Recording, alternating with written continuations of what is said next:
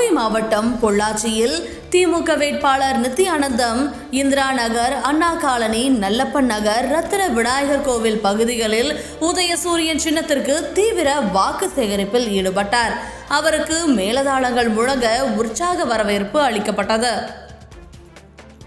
மாணவர்களுக்கு இந்தியாவே போற்றக்கூடிய வகையில் அனைத்து மாநில முதல்வர்களும் பாராட்டக்கூடிய வகையில் இருக்கக்கூடிய காலை உணவு திட்டம் செயல்படுத்தப்பட்டிருப்பதை அனைவரும் பாராட்டுகின்றார்கள்.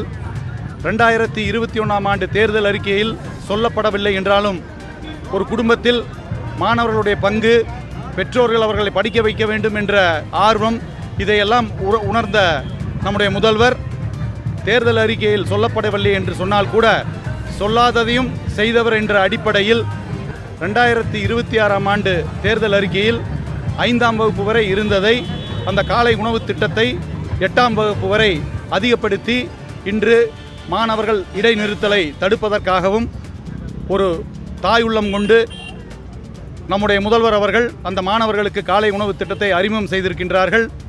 அதேபோல மடிக்கணினி திட்டம், மேல் படிப்புக்கு மாணவர்களுக்கு 1000 ரூபாய், புதுமை பெண் திட்டம் போன்ற பல்வேறு திட்டங்கள் நம்முடைய சட்டமன்ற தொகுதியில் மக்களிடையே பெரிய வரவேற்பை பெற்றுள்ளது.